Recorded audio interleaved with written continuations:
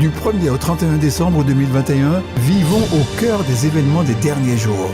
Le retour de Jésus, les 7 dernières plaies et bien d'autres avec le livre Événements des derniers jours. Des réponses claires et simples pour un temps comme celui-ci. Infoline 05 96 63 10 97. Boutique Vie et Santé.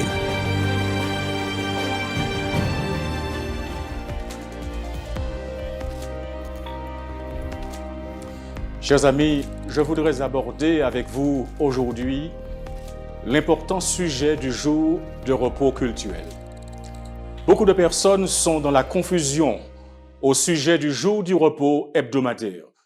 Les uns disant que c'est le dimanche, les autres le samedi, et encore certains le vendredi, ou encore il n'y a pas de jour particulier pour le culte. Ce sujet est d'une importance capitale, surtout que la prophétie biblique révèle que cette question deviendra un enjeu majeur à la fin des temps et fera l'objet de légifération pour contraindre les habitants de toute la planète à avoir tous le même jour de repos, afin, dit-on, de sauver la planète qui connaît la plus grave crise écologique et morale de son histoire. Mais posons tout de suite la question. Dieu a-t-il fixé un jour de repos que l'humanité tout entière est invitée à observer? Pour répondre à cette question, un grand nombre de croyants se tournent vers la culture et la tradition, chacun pensant avoir raison sur la question. Dimanche ou samedi, qui dit vrai? Qui a raison?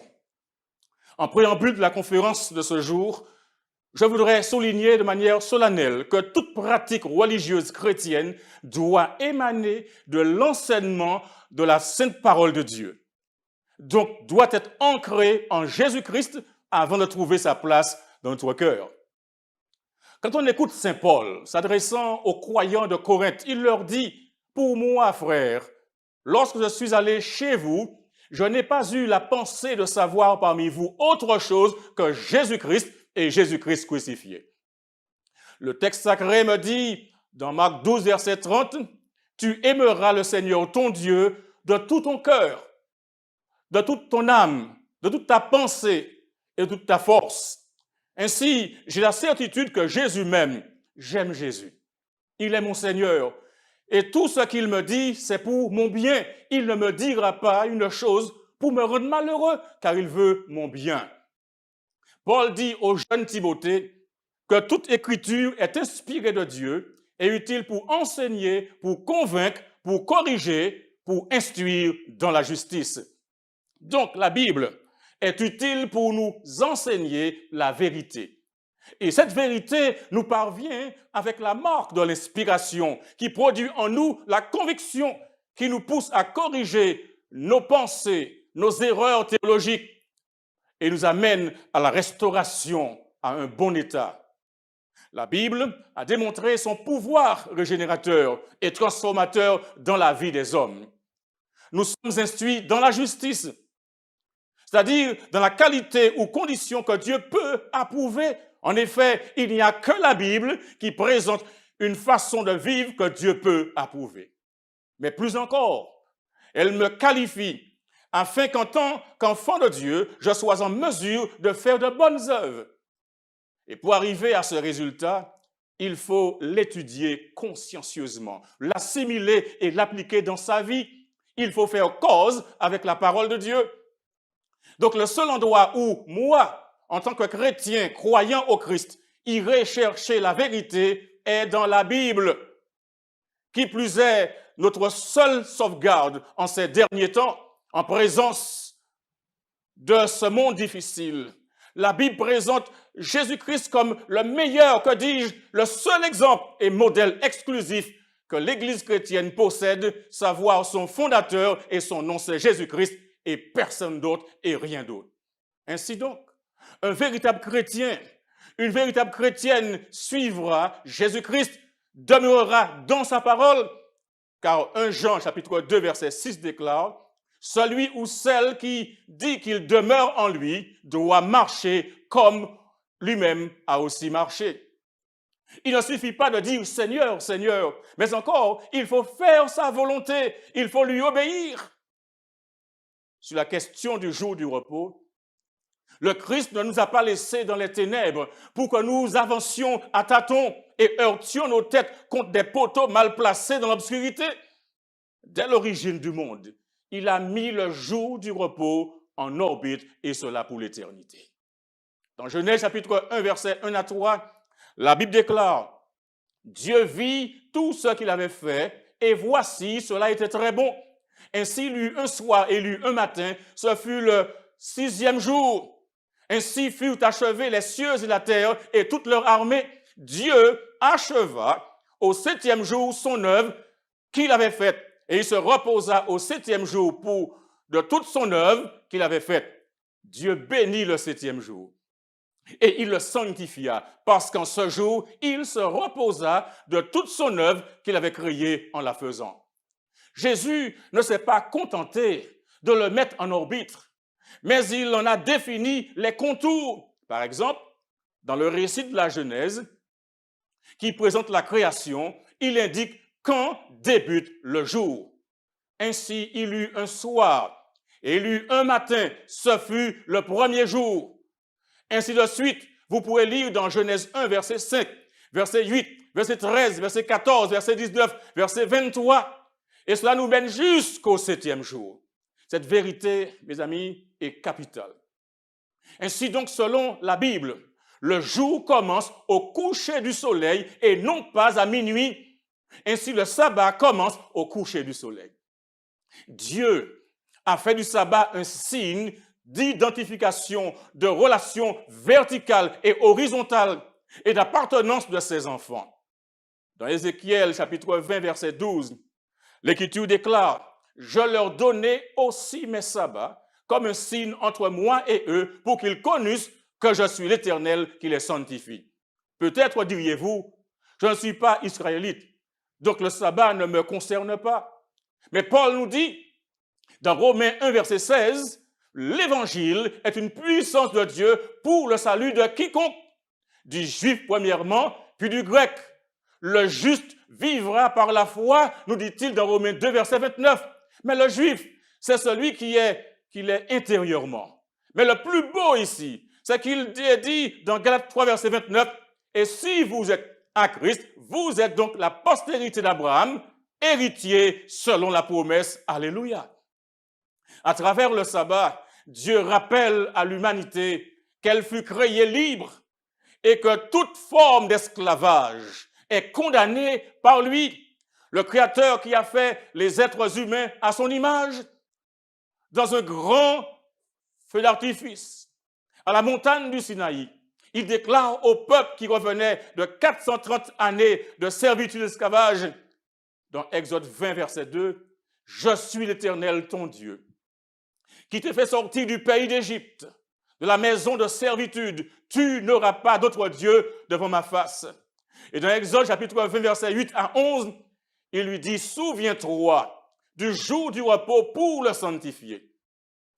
Tu travailleras 6 jours et tu feras tout ton ouvrage, mais le 7e jour est le jour du repos de l'Éternel ton Dieu. Tu ne feras aucun ouvrage, ni toi, ni ton fils, ni ta fille, ni ton serviteur, ni ta servante, ni ton bétail, ni l'étranger qui est dans tes portes, car en 6 jours, l'Éternel a fait les cieux, la terre et la mer et tout ce qui est contenu, et il s'est reposé le 7e jour. C'est pourquoi l'Éternel a béni le jour du repos et l'a sanctifié, pour s'assurer que l'homme ait bien appris la leçon et ne mélange pas les jours ni les confonde. Le Christ vint en personne sur cette terre pour qu'en puissant pédagogue et modèle, il nous enseigne et fasse la démonstration vivante de l'importance de l'observation du sabbat.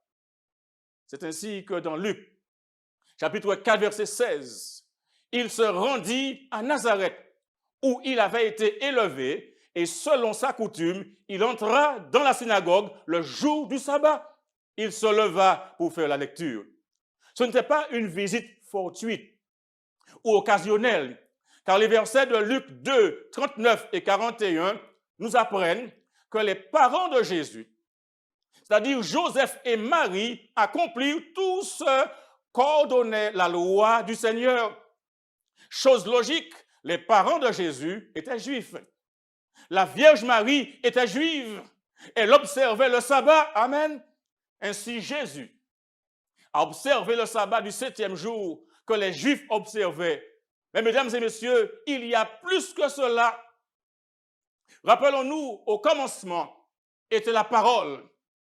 Et toutes choses ont été faites par la parole.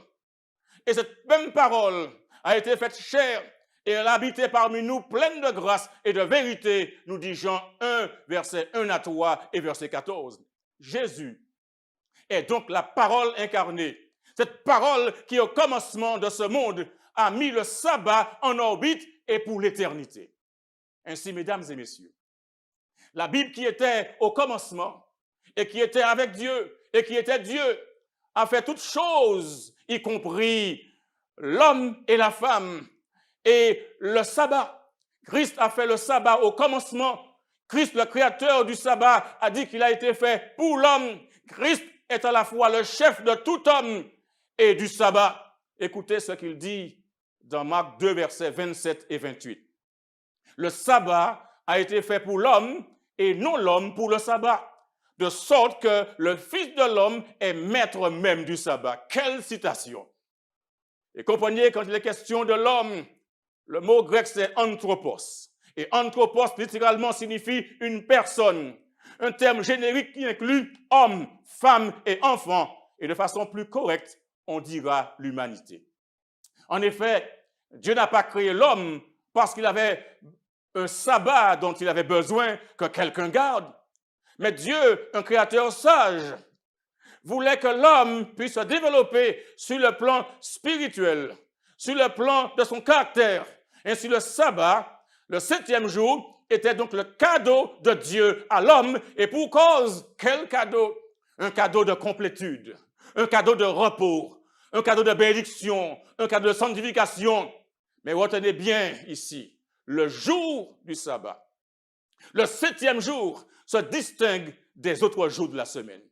En sorte que le sabbat est appelé par le Seigneur Jésus mon saint jour. Et voyez comment le prophète Ésaïe rapporte les admonestations de l'Éternel. Dans Ésaïe 58, versets 13 et 14, il est dit « Si tu retiens ton pied pendant le sabbat pour ne pas faire ta volonté en mon saint jour, si tu fais du sabbat tes délices pour sanctifier l'Éternel en le glorifiant, et si tu l'honores en ne suivant point tes voies, en ne te livrant pas à tes penchants et à de vains discours, alors tu mettras ton plaisir en l'Éternel et je te ferai monter sur les hauteurs du pays. » Et pour s'assurer que nous saisissions toute l'importance du jour du sabbat, quand Jésus vint sur terre, il réaffirma la validité de sa loi, déclarant dans Matthieu 5, verset 17, « Ne croyez pas que je sois venu pour abolir la loi ou les prophètes. Je suis venu non pour abolir, mais pour accomplir. » Amen. Mais chose encore plus extraordinaire, pour montrer l'importance du jour du sabbat, quand il vint sur la terre, le Christ respecta l'anniversaire de la terre à sa mort. Chers amis, il est clairement établi que Jésus fut crucifié le vendredi. Et ce que la tradition appelle le vendredi saint.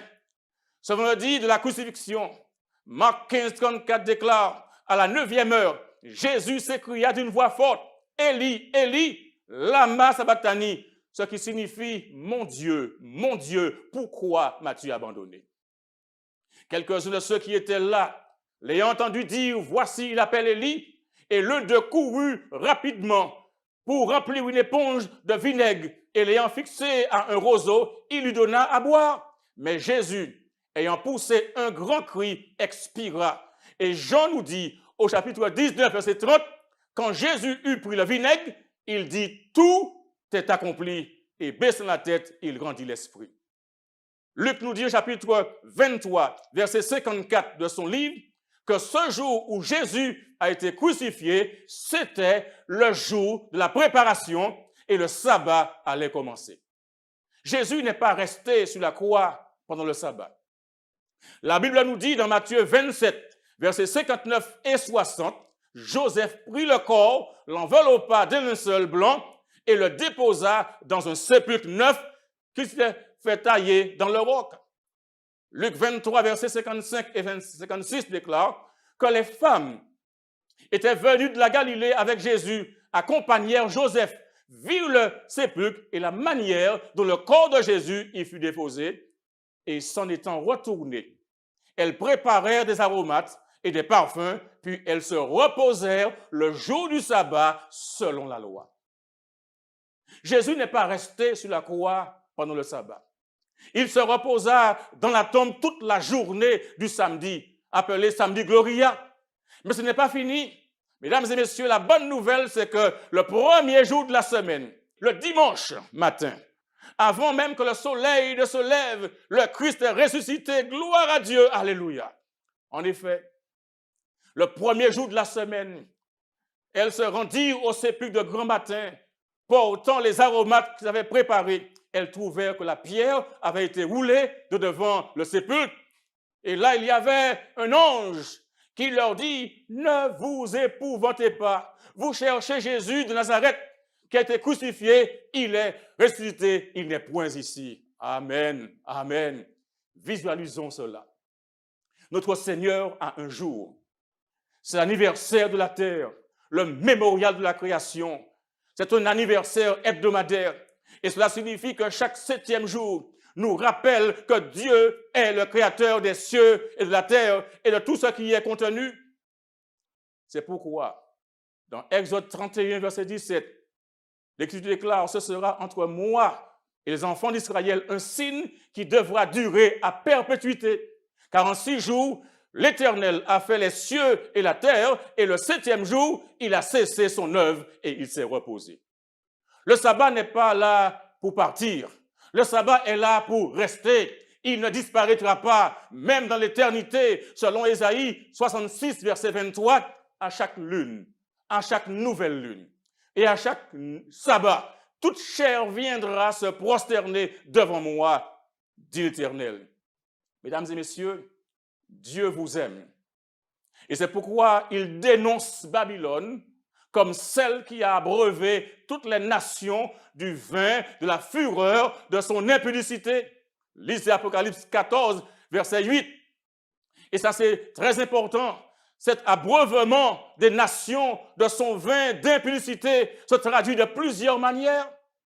Dieu fit le monde en 6 jours, nous dit la Bible, et s'est reposé le 7e jour, sanctifiant ce jour, en le mettant à part comme saint et réservé pour lui-même, afin qu'il soit observé par son peuple à travers toutes les générations successives. Mais l'homme de péché, écoutez bien cela, l'homme de péché, s'exaltant lui-même au-dessus de Dieu, celui qui s'assoit dans le temple de Dieu et se prétend lui-même Dieu, pense à changer les temps et la loi. Et dans la 2e épître de Saint Paul aux Thessaloniciens, chapitre 2, versets 3 et 4, Saint Paul dit, l'apostasie paraîtra, l'homme du péché, le fils de la perdition, l'adversaire qui s'élève au-dessus de tout ce qu'on appelle Dieu ou de ce qu'on adore, jusqu'à s'asseoir dans le temple de Dieu, se proclamant lui-même Dieu. Le prophète Daniel dit qu'il pense à changer les temps et la loi.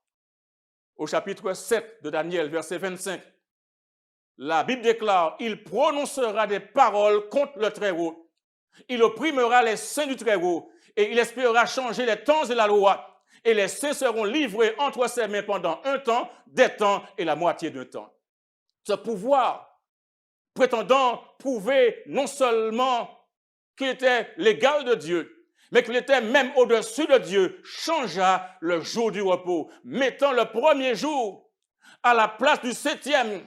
Et le monde protestant a accepté cet enfant de la papauté comme sacré dans la parole de Dieu. C'est ce que l'on appelle son impudicité dans Apocalypse 14, verset 8. Durant l'ère chrétienne, le grand ennemi du bonheur de l'humanité a fait du sabbat prescrit par le 4e commandement l'objet de ses attaques toutes spéciales. Satan travaille à l'encontre des desseins de Dieu. Il donne à ses partisans le pouvoir de mettre de côté le mémorial de Dieu, le sabbat du 7e jour.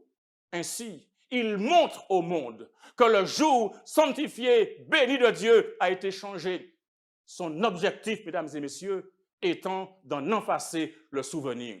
Il met à la place un jour qui n'est pas authentifié par Dieu, qui ne peut être un signe entre Dieu et son peuple. Il conduit ceux qui acceptent ce jour à le considérer comme revêtu de la sainteté que Dieu a placée sur le 7e. Dans la lutte qui sera livrée dans les derniers jours, s'uniront contre le peuple de Dieu tous les pouvoirs corrompus qui ont renié l'allégeance à la loi éternelle du Seigneur. Dans cette guerre, mesdames et messieurs, le sabbat, jour de repos du 4e commandement, sera l'objet principal de la controverse, car dans le 4e commandement, le grand législateur s'identifie lui-même comme le créateur des cieux et de la terre. On a enregistré l'application de la loi du dimanche dans les années 1880 aux États-Unis. Mais elles reviendront à la fin des temps. Mais Dieu retient les desseins du diable. Le prophète nous dit dans Apocalypse 7, versets 1 à 3, « Je vis 4 anges debout aux 4 coins de la terre. Ils retenaient les 4 vents de la terre, afin qu'il ne soufflât point de vent sur la terre, ni sur la mer, ni sur aucun arbre. » Verset 2, « Et je vis un autre ange qui montait du côté du soleil levant et qui tenait le sceau du Dieu vivant. Il cria d'une voix forte aux 4 anges à qui il avait été donné de faire du mal à la terre et à la mer. Et il dit, verset 3, « Ne faites point de mal à la terre, ni à la mer, ni aux arbres, jusqu'à ce que nous ayons marqué du sceau le front des serviteurs de Dieu. Amen. » Mesdames et messieurs, les anges de Dieu retiennent les 4 vents jusqu'à ce que l'évangile parvienne dans toutes les parties du monde pour annoncer les avertissements donnés par Dieu contre la désobéissance à sa loi. Ainsi, vous qui m'écoutez, c'est le moment de vous décider. Les lois exigeant l'observation du dimanche comme jour de sabbat entraîneront une apostasie nationale à l'égard des principes républicains sur lesquels le gouvernement a été fondé. La religion de la papauté sera acceptée par les responsables et la loi de Dieu sera annulée. Il y aura une législation universelle du dimanche. L'histoire se répétera. La fausse religion sera exaltée. Le premier jour de la semaine, qui n'est qu'un jour ouvrable ordinaire, ne possédant aucune sorte de sainteté, sera installé de même que le fut l'image de Babylone. Toutes les nations et toutes les langues et tous les peuples seront contraints d'adorer pendant ce jour du sabbat erroné. Le décret qui exigera le culte de ce jour s'étendra au monde entier. Ainsi, chers amis, c'est le moment où vous devez prendre fermement position contre l'observation du premier jour de la semaine comme jour de sabbat, car ce n'est pas le jour qui a été béni et sanctifié par Dieu, et en honorant le dimanche, vous vous placez du côté du grand trompeur. Il est important d'accepter la vérité, mais marcher dans la lumière est encore plus important. Vous ne pouvez mettre en doute les vérités qui vous ont été présentées ce jour à partir de la parole de Dieu. Et je sais que vous croyez que ce que Dieu dit est vrai. Il est important que nous marchions, non pas dans les ténèbres, mais dans la lumière. Samedi ou dimanche, qui dit vrai? La Bible dit vrai, mes amis. Le sabbat du 7e jour de la semaine, le samedi, c'est le vrai jour de repos approuvé par Dieu. Toute autre chose est une indication, un signe de défiance à Dieu. Le repos dominical est un signe de désobéissance à Dieu et de transgression à sa loi. 1 Jean 1, verset 6 déclare, « Si nous disons que nous sommes en communion avec lui et que nous marchions dans les ténèbres, nous mentons et nous ne pratiquons pas la vérité. » Et le verset 7 de 1 Jean 1 déclare, « Mais si nous marchons dans la lumière, comme il est lui-même dans la lumière, nous sommes mutuellement en communion et le sang de Jésus, son Fils, nous purifie de tout péché. » Je vous pose une question. Désirez-vous marcher dans la lumière que Dieu donne dans sa parole? Croyez-vous que c'est important de marcher dans la lumière dès aujourd'hui? J'aimerais prier pour vous, afin que vous continuiez de marcher dans la lumière de la vérité. Si vous le désirez, appelez ce numéro qui s'affiche à l'écran, le 0696 07 25 84, ou alors envoyez un email à ultimevent@femorg. Que le Seigneur vous aide et qu'il vous bénisse à faire le choix important de la vérité.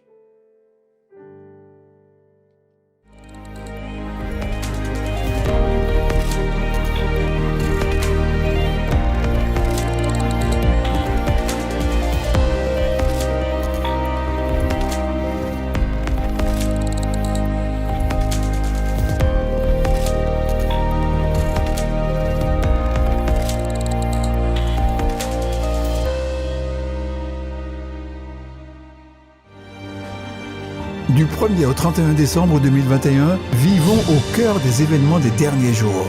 Le retour de Jésus, les 7 dernières plaies et bien d'autres avec le livre « Événements des derniers jours ». Des réponses claires et simples pour un temps comme celui-ci. Infoline 05 96 63 10 97. Boutique Vie et Santé. Le département des publications de la Fédération de la Martinique vous présente Jésus, au cœur des événements des derniers jours. Avec le conférencier Daniel Lassonnier sur Zouk TV et Espérance Média, Jésus, au cœur des événements des derniers jours, du 6 au 19 décembre 2021, à partir de 18h, le samedi et le dimanche, 19h30.